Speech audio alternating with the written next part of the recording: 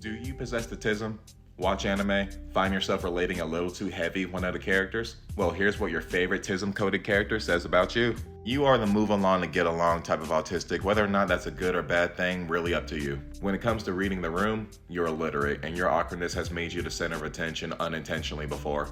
A lot of times before. But you truly don't care. You're one of the few autistic people who doesn't really make that much of an attempt to mask or hide your true energy because you believe that at your core, if you're nice, if you go about life with a sense of kindness, then you should be fine. You're one of the rare breeds who understands that as long as I'm not hurting anyone, as long as I try my best, then I should be able to go about my life being who I am genuinely, and I respect you for that. This is also seen in your individual strong sense of justice where you think that everything can be resolved with a conversation. If not, it's best to just let people be.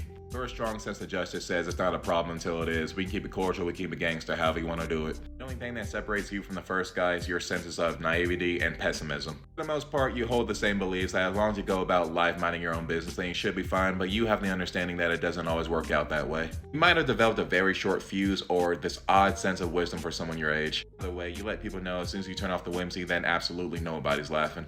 The other guy, you generally do not understand social cues. It's not really a sense of maliciousness, but you let everyone know if they try to force feed that to you, then there's going to be some problems. You are the definition of it's all fun and games until. But with you, it is never fun and games. Street smarts, people smarts, pattern reader, pessimistic, however you want to word it, that's what you are. Autism experience has made you tired and your bountiful field of patience is now barren. You are the my way or highway type of autistic. You are critically aware that the social hierarchy system exists. You just choose not to care. Because until they have a point, they do not have your ear. Despite the smoky aura that most people see on you, you have this weird fondness for authentically nice people to where you make it your job to protect them. In this 2D world, you respect people who tell it like it is because authenticity is so hard to find because vulnerability is something that people are afraid of. At the core of it, you're a sweetheart, and yes, I understand what my profile picture is. Shut up. Okay, but what does this have to do with Pokemon?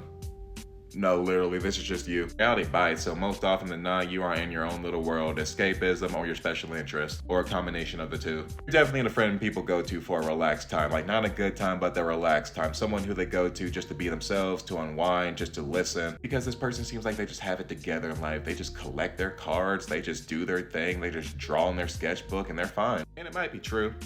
Eventually, but you're gonna find that if you get on their bad side, they are heinous. 0 to 1,000 very quickly because they're not trying to waste any more time in a conversation that's not involved something that makes them happy than they need to. People know not to get on your bad side because even though you're nice, deep down we feel like you don't like people and you're just waiting for a reason. You're just a little jelly bean who tries to approach every situation to the best of your ability so that no one gets their feelings hurt. Oftentimes people think you're socially aloof, but you give so much of shit that it hurts. You spend every day trying your best and that's all you expect from anyone else, and we love you for it. You're a cinnamon roll, but if I saw your AO3 reading history, it's probably gonna be wild. Your best friend's your dog. No matter how much you try, no matter what you do, you just don't seem to get it. While you understand your social ineptness might be an issue, you think you got a little bit too much of an aggressive reaction. You're probably really sensitive, either really quick to curse someone out or just go quiet altogether. You're usually reserved, but you usually come out of your shell whenever someone mentions something that you take interest in, whether it be D&D or Magic the Gathering. It's gotta be one of the two.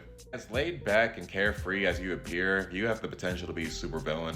Fun facts that you know are actually quite disturbing, and I'm wondering how you found them out. Most likely your tism's going to apply to your career and you're probably going to be ranking very high in your field. You are the move along to get along type again, but you mostly do it just to, move along. You have a few friends, like maybe 1 or 2 besties. Everyone else is just you trying to avoid drama. You have perfected your master to which you can match someone's energy right off the dot. Cross the de-escalation skills that you have gotten from some aspect in your life, whether it be your family or your job. You know how people say that you need to work fast food or retail at least once in your life? You probably worked both, and it probably changed you in a way that you can never return back from. Manic pixie dream girl, I'm so sorry for all the toxic relationships you've probably been in. You're just trying to vibe, you're just trying to get by, you try to be nice to everyone, but people are just weird. More times than not, you just want to be left alone or taken seriously. Your best friend's a cat, you both have the same energy, do not approach me in familiarity. Probably non-verbal in your formative years. Another version of, I can't get it right, so I'm just gonna keep it to myself till I can. But instead of staying reserved, you just adopted qualities off your friends that you enjoyed. At first, it was just ways to make you more likable, but eventually it was just personality traits that you actually admired. You live in a low, simmering existential dread.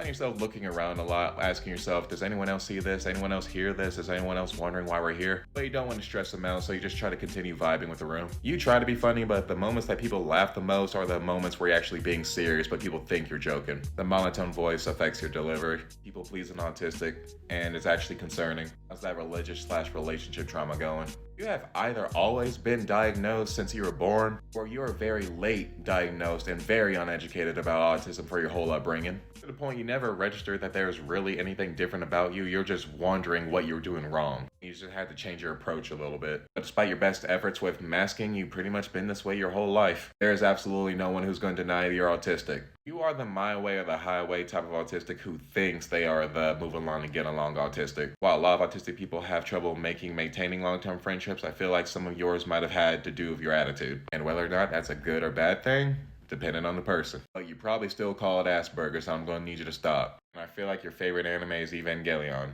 Please get some help. One of your parents is undiagnosed and are taking it out on you.